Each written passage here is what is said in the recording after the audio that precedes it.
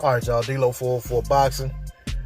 So I want to talk about Erislandy Lara for a minute. One of my favorite fighters in the sport. Probably, if I'm being honest, he may be my favorite fighter in the sport. But that said, we know Lara is 2-0-1 since his loss to Jarrett Hurd back in 2018.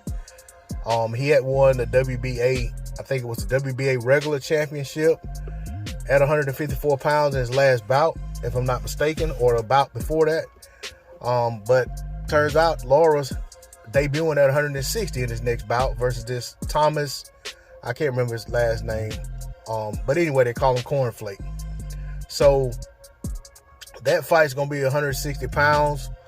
You know, Lara says he still feels good, even though he's nearing 40 years old. Says boxing's like riding a bike. It comes natural to him.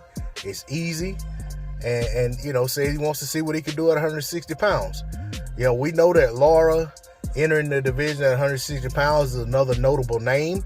Lara was a champion for a long time at 154. I think he was a champion multiple times, more than once at 154 pounds. Lara's a guy that a lot of people intentionally stayed away from because they didn't like what he presented. You know, very good ring technician. Guy brings a lot of skills in there that a lot of guys just don't want to have to deal with. We do know the knock on Lara is that sometimes he is content just doing enough to get by in rounds and in fights. There's times Lara could actually turn it up, but he chooses not to. He tries to coast, and I think that's cost him in some fights. You know, he's been content throwing ones and twos when he could have put combinations on guys and really, you know, turned up the work rate and made sure that he solidified rounds that, you know, were up for grabs.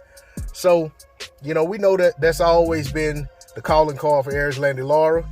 But at the end of the day, this guy is highly skilled. Yeah, he's 40. He's 38 years old. No, he's not fighting a world beater in his debut at 160. But hey, let's see how it goes. It's a filling out fight for the division. If Lara should win, let's see what he does next. Maybe they look at him trying to get that Demetrius Andrade fight that seemed to escape both guys for so many years, that was talked about forever. You know, I always say the guys, as professionals, they didn't want to fight each other because they saw too much of themselves in the other guy, and they didn't like the style matchup any more than other people like the style matchup against when they try to fight other people. So, you know, we'll see what happens. I'm not saying that that's the fight I definitely want to see next for him or right away at 160. But if he's going to be at 160 and if they want to revisit that fight, hey, I'm all for it. Could end up being better than people think. You know, and of course I like Lara in the mix with anybody at 160 pounds if he looks good at the weight and if he goes out and does what's expected in his next fight. You know, so we'll see what happens. You know, I know that him and Jamal Charlo were supposedly very close and the kids played together and stuff like that. So, you know, with the way fighters are these days about their friends, I don't expect that fight to happen. I don't expect Triple G to fight Lara because he's had his chances over the years and he's always turned Lara down. So, you know, we'll see what happens. I mean, there's guys to fight, but when it comes to the very top guys, quite honestly, it's already not really looking good for Lara getting those fights. Should he look like a 160-pounder on fight night? But we'll see how it plays out. D-Lo 404 Boxing. Like, share, comment, and subscribe. I'm out. Peace.